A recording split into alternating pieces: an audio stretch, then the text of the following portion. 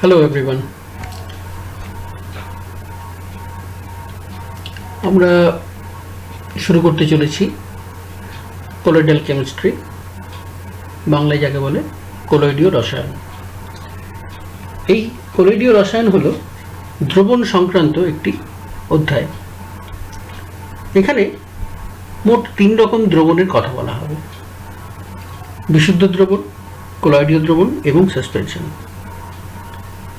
বিশুদ্ধ দ্রবণ সম্পর্কে আমরা কিছুটা হলেও জানি, তবে কোলয়েড এবং সাসপেনশনের সাথে যখন তাদের পার্থক্য নিরূপণ করা হবে তখন বিশুদ্ধ দ্রবণের আরও কিছু ফিচার্স বা বৈশিষ্ট্য আমরা জানতে পারব।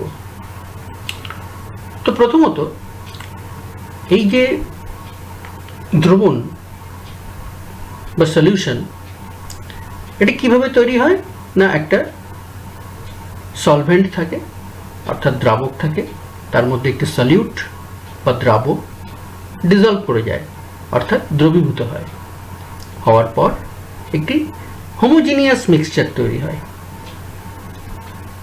এইভাবে যে হোমোজিনিয়াস মিক্সচার তৈরি হয় তাকে আমরা বিশুদ্ধ দ্রবণ বা ট্রু সলিউশন বলি। কিন্তু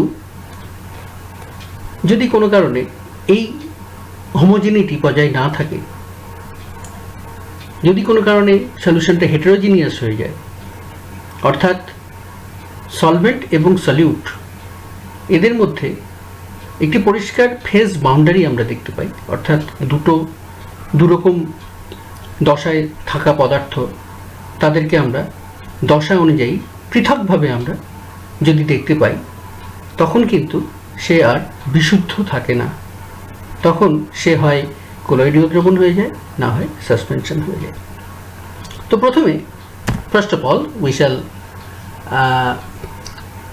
try to understand what about the difference between these 3 types of solutions. So here you find the features, the different features, অর্থাৎ বিভিন্ন রকমের বৈশিষ্ট্য, কি অনুযায়ী কাদের কি বৈশিষ্ট্য আছে। প্রথমে আছে ট্রু সলিউশন বা বিশুদ্ধ দ্রবণ, তারপর হচ্ছে কোলয়েডাল সলিউশন বা কোলয়েডীয় দ্রবণ, এবং তারপরে আছে সাসপেনশন। এই সাসপেনশনের তেমন কোনো বাংলা অর্থ নেই, তবে আমরা অনেক সময় একে প্রলম্বন বলে থাকি বা প্রলম্বিত দ্রবণ বলে থাকি। প্রথমত দেখা যাক এই যে দ্রাবকণা, এই দ্রাবকণাগুলোর আকার কোথায় কেমন থাকে। প্রসঙ্গত বলে রাখি, কিছু টার্মিনোলজির পরিবর্তন এখানে ঘটবে। যেমন ধরো, এই বিশুদ্ধ দ্রবণের ক্ষেত্রে যাকে আমরা সলভেন্ট এবং সলিউট বলেছি, তারা কোলয়েড এবং সাসপেনশনের ক্ষেত্রে সলভেন্ট এবং সলিউট থাকবে না। অর্থাৎ দ্রাবক এবং দ্রাবক তাদেরকে বলা যাবে না। দ্রাবককে আমরা বলবো ডিসপারশন মিডিয়াম বা প্রলম্বন মাধ্যম, এবং দ্রাবকে বা সলিউটকে আমরা বলবো ডিসপার্সড ফেজ বা প্রলম্বিত দশা। কিন্তু আমার বলার সুবিধার্থে আমি এক্ষেত্রে ডিসপারশন মিডিয়ামকেও সলভেন্ট বলব, আর সলভেন্টকে তো সলভেন্ট বলবই। On the other hand, dispersed ফেজকে আমরা সলিউট বলবো বলার সুবিধার্থে, কিন্তু আমরা ধরে নেব যে কোলয়েডীয় দ্রবণের ক্ষেত্রে টার্মিনোলজিগুলো একটু আলাদা রকমের হবে। তো প্রথমেই আসে যাক কণার আকার। কণার আকার যদি 1 ন্যানোমিটার এর থেকেও কম হয়, অর্থাৎ 10⁻⁻6 মিলিমিটারের চেয়েও কম হয়, তাহলেই কেবলমাত্র হোমোজিনিয়াস সলিউশন বা সমসত্ব দ্রবণ উৎপন্ন হয়, যাকে আমরা ট্রু সলিউশন বলি। কণার আকার যদি 1 ন্যানোমিটার থেকে 1 মাইক্রনের মধ্যে হয়, অর্থাৎ 10⁻⁻6 মিলিমিটার থেকে 10⁻³ মিলিমিটারের মধ্যে থাকে, তাহলে তাকে কোলয়েডাল সলিউশন বলা হয়। অন দ্য আদার হ্যান্ড, যদি তা 10⁻³ মিলিমিটার অর্থাৎ 1 মাইক্রনের চেয়েও বড় হয়, তাহলে তাকে সাসপেনশন বলা হয়। এবং ঠিক দ্বিতীয় যে বৈশিষ্ট্য, সেটি হলো হোমোজিনিটি অর্থাৎ সমসত্বতা। সেই হিসেবে দেখতে গেলেই প্রথমেই যে কথাটি আমি বলেছিলাম, সেটি এই 2 নম্বর পয়েন্টে দেখানো হয়েছে, অর্থাৎ বিশুদ্ধ দ্রবণ হবে হোমোজিনিয়াস, কলোয়েডিয়াল সলিউশন হবে হেটেরোজিনিয়াস এবং সাসপেনশন অবশ্যই হেটেরোজিনিয়াস। এবারে তারা দেখতে কেমন হবে? ট্রু সলিউশনসের ক্ষেত্রে তাদের অ্যাপিয়ারেন্সটা হবে ট্রান্সপারেন্ট, অর্থাৎ তারা ক্লিয়ার সলিউশন ফর্ম করবে, অর্থাৎ তারা স্বচ্ছ হবে, কালারফুল হলেও স্বচ্ছ হবে, অর্থাৎ এপার থেকে ওপার দেখতে পাওয়া যাবে। কলোয়েডীয় দ্রবণের সাথে বিশুদ্ধ দ্রবণের অ্যাপিয়ারেন্সে খুব বেশি পার্থক্য করা মুশকিল খালি চোখে। তারাও কিন্তু প্রায় স্বচ্ছ দ্রবণ উৎপন্ন করে। কেবলমাত্র মাইক্রোস্কোপের তলায় ফেললে তখন বোঝা যায় যে হ্যাঁ, সেখানে হেটেরোজিনিটি আছে এবং ফেজ বাউন্ডারি রয়েছে, অর্থাৎ দ্রবণটি বিশুদ্ধ নয়। ফলে কলোয়েডীয় দ্রবণকে আমরা ক্লিয়ার বলতেই পারি, তবে ভালো হয় যদি বলি তাকে অলমোস্ট ক্লিয়ার, অর্থাৎ প্রায় স্বচ্ছ। On the other hand suspension তারা কিন্তু ঘোলাটে হয়, অর্থাৎ তারা টার্বিড হয়। যেমন ধরা যাক নদী বা পুকুর থেকে বিকারে করে একটু কাদা গোলা জল নিয়ে এলাম, সেই জলটা ঘোলাটে। তো সেই ঘোলাটে জলটার মধ্যে যে কণাগুলো রয়েছে, যে কারণে জলটা ঘোলাটে, সেই কণাগুলো সবই এই 1 মাইক্রনের চেয়ে বড় আকারের কণা, যে কারণে জলটা ঘোলাটে দেখায়। এই হলো তাদের অ্যাপিয়ারেন্স। চতুর্থ হচ্ছে সেই কণাগুলোকে আমরা যদি পৃথক করার চেষ্টা করি তাদের সলভেন্ট থেকে, অর্থাৎ ডিসপার্সড ফেজটাকে ডিসপারশন মিডিয়ামের থেকে যদি আমরা আলাদা করতে চাই, অথবা সলিউটকে সলভেন্ট থেকে যদি আমরা আলাদা করতে চাই। প্রথমত বলে রাখি যে ট্রু সলিউশন বা বিশুদ্ধ দ্রবণের ক্ষেত্রে এমন কোনো ফিল্টার পেপার তৈরি হয়নি যে ট্রু সলিউশনের যে সলিউট পার্টিকেলস তাদেরকে সেপারেট করা যাবে, কারণ এখানে কোনো পার্টিকুলার ফেজ বাউন্ডারি নেই। আমি বারবার একই কথা বলছি, ফেজ বাউন্ডারি নেই এবং তারা ওতপ্রোতভাবে তার যে মাধ্যম সেখানে সমসত্বভাবে মিশে থাকে, ফলে তাদেরকে পৃথক করা যায় না এবং যে কোনো রকমের ফিল্টার পেপার দিয়েই তারা গলে যায়। ফিল্টার পেপারে যত ছোট ছিদ্রই হোক না কেন বা পোর্সগুলো যত ছোটই হোক না কেন, তারা গলে যায়। অন্যদিকে কলোয়েডীয় দ্রবণ এবং সাসপেনশনকে ফিল্ট্রেশন পদ্ধতির মাধ্যমে ফিল্টার করা গেলেও কলোয়েডীয় দ্রবণের ক্ষেত্রে এই ফিল্ট্রেশনটা একটু ভালো কোয়ালিটির ফিল্টার পেপার ছাড়া হবে না, অর্থাৎ ওয়াটম্যান 42 বা ওয়াটম্যান 41 এই ধরনের যে ফিল্টার পেপার যেগুলো দিয়ে মূলত আলট্রা ফিল্ট্রেশন করা হয়, সেই ফিল্টার পেপার ব্যবহার করলে আমরা কলোয়েডীয় দ্রবণকে পৃথক করতে পারবো, আর সাধারণ ফিল্টার পেপারের সাহায্য নিলে আমরা সাসপেনশনকে পৃথক করতে পারবো। পঞ্চম বৈশিষ্ট্য হচ্ছে সেটলিং, অর্থাৎ থিতিয়ে পড়া। তো আমি বললাম অ্যাজ ইউজুয়াল যে এখানে কণাগুলো ওতপ্রোতভাবে মিশে থাকে এবং তাদেরকে পৃথকভাবে চেনা যায় না, এবং সেই কারণে তারা কোনোভাবেই নিচে থিতিয়ে যায় না। কিন্তু সাসপেনশনের ক্ষেত্রে, আমি কলারটা পরে বলছি, সাসপেনশনের ক্ষেত্রে তারা খুব সহজেই থিতিয়ে যায়। তো আমি যে এক্সাম্পলটা দিলাম যে নদী বা পুকুর থেকে বিকারে করে একটু ঘোলাটে জল এনে যদি আমরা রেখে দিই, তাহলে কয়েক ঘন্টা পর দেখব দ্রবণটা স্বচ্ছ হয়ে গেছে। স্বচ্ছ হয়ে গেছে মানে এইবার দ্রবণের মধ্যে যে কণাগুলো ঘুরে বেড়াচ্ছে সেটি কলোয়েডীয় দ্রবণ, মানে কলোয়েডীয় কণা।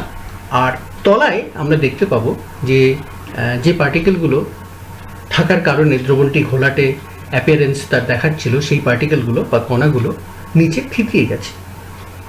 সুতরাং নর্মাল গ্র্যাভিটির সাহায্যে কলোয়েডীয় দ্রবণগুলো থিতিয়ে না গেলেও সাসপেনশনগুলো থিতিয়ে যায়। এবারে আমি এখানে বলছি যে দ্রবণটা প্রায় স্বচ্ছ হয়ে থাকে।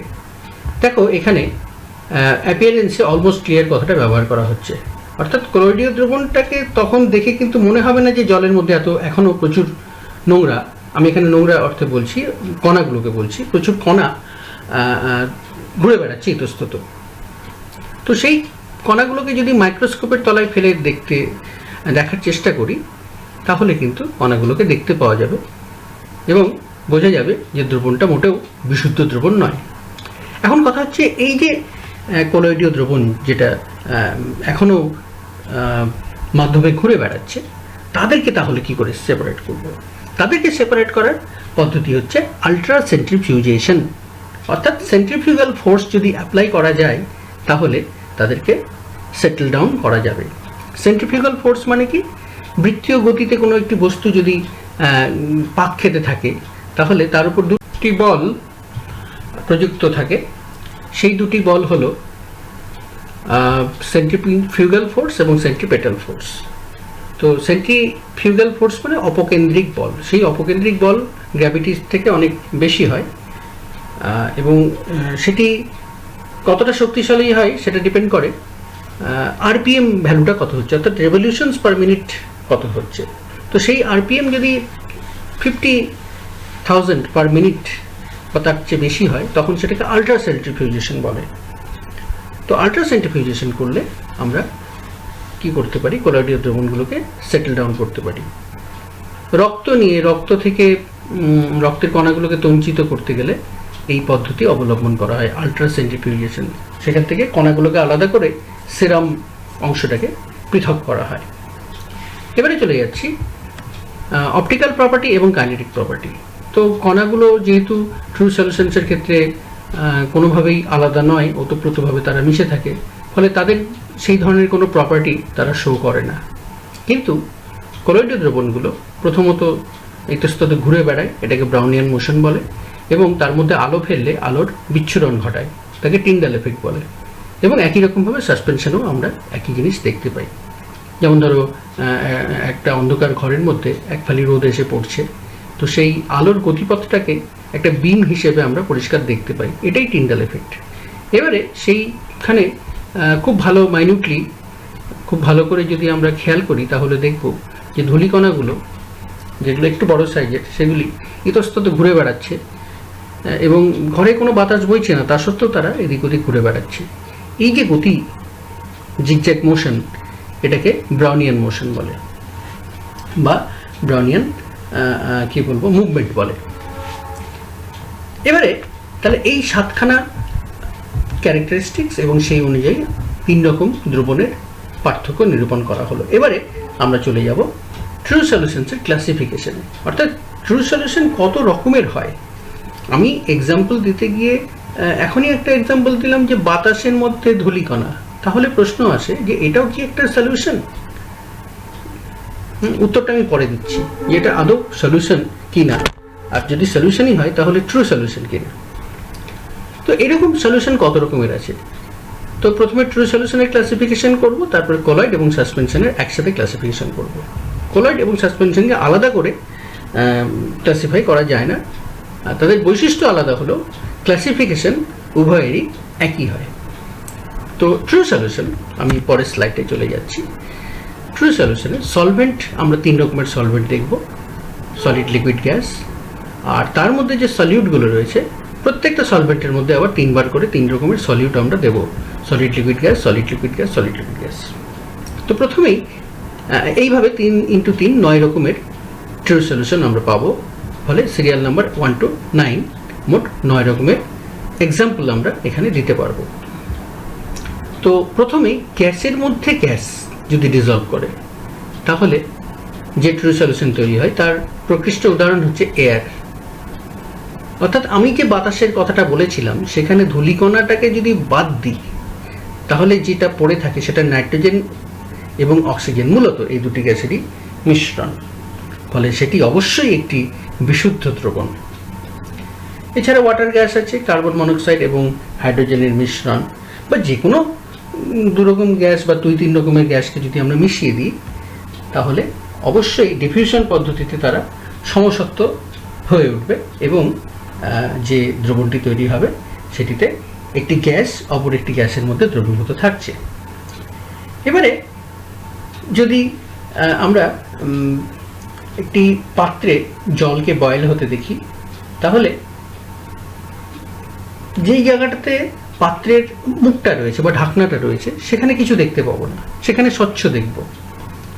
একটু পরে খানিকটা উপরে দেখব তাদের ঘনীভবন হচ্ছে বাষ্পর এবং হয়ে তারা সাদা আকার নিয়ে বেরিয়ে যাচ্ছে। এই যে সাদা হয়ে গেল এবং পাত্রের ঢাকনা বা মুখ, এই যে গ্যাপটুকু, সেখানে যে স্বচ্ছ পার্টটা রয়েছে সেই জায়গাটাতে কি হয় না, লিকুইড পার্টিকেলগুলো হোমোজিনিয়াসলি গ্যাসিয়াস পার্টিকেলের মধ্যে বা এয়ারের মধ্যে ডিজলভড হয়ে থাকে। এই এক্সাম্পলটাই হচ্ছে এমন একটা example where some liquid is dissolved in gas.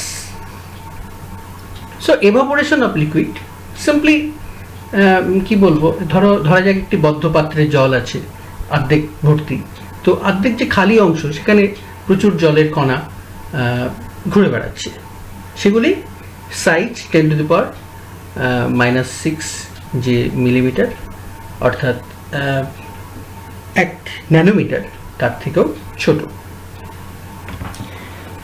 একই রকমভাবে যদি সেই পদার্থটি কঠিন পদার্থ হয় এবং কঠিন পদার্থটি উদ্বায়ী পদার্থ হয়, তাহলে তাদের যে সাবলিমেশন হয়, উদ্বায়ী ভবন হয়, তার ফলে যে দ্রবণটি তৈরি হয় সেই দ্রবণটার ক্যারেক্টারিস্টিক্স হলো এরকম যে solid particles R dissolved in gaseous medium. Example অনেক রকমের আমাদের কাছে ভোলাটাইল সলিড আছে, যেমন ন্যাপথালিন, আয়োডিন, ক্যাম্ফার, এরা সকলেই এই দ্রবণটি প্রস্তুত করে। নেক্সট এক্সাম্পলে লিকুইডের মধ্যে গ্যাস, লিকুইডের মধ্যে লিকুইড এবং লিকুইডের মধ্যে সলিড। এক্সাম্পল কার্বন ডাইঅক্সাইডকে জলে ডিজলভ করানো হলো, অক্সিজেনকে জলে ডিজলভ করানো হলো।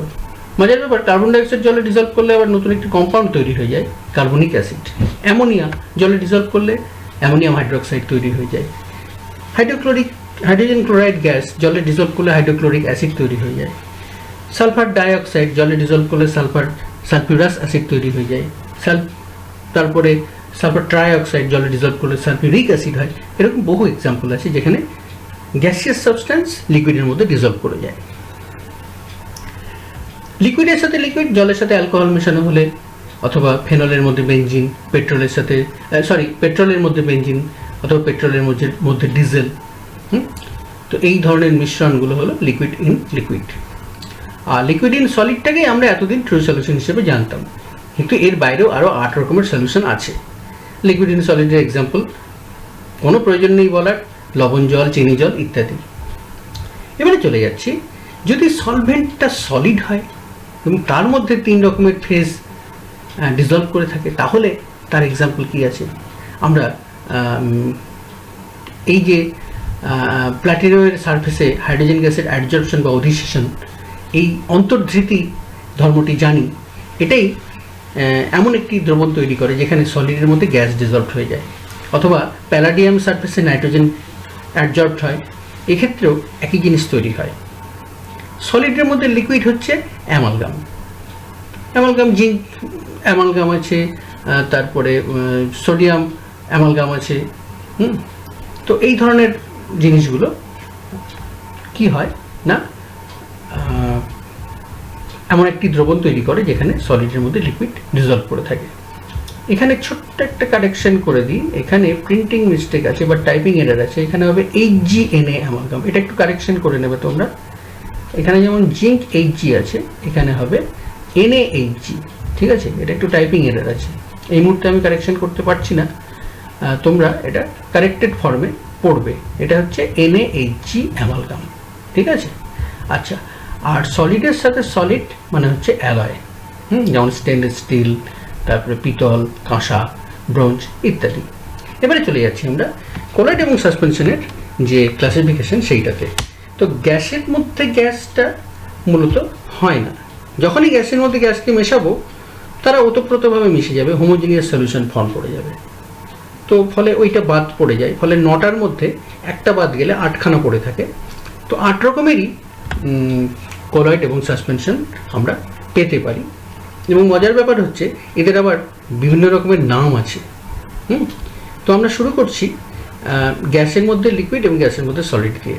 তো গ্যাসের মধ্যে লিকুইড যদি ডিসপার্সড হয়, এখানে আমি কিন্তু ডিজলভড বলবো না, আমি কি বলবো, প্রলম্বিত হয় বা ডিসপার্সড হয়। এবং সলভেন্ট হচ্ছে ডিসপারশন মিডিয়াম এবং সলিউট হচ্ছে ডিসপার্সড ফেজ।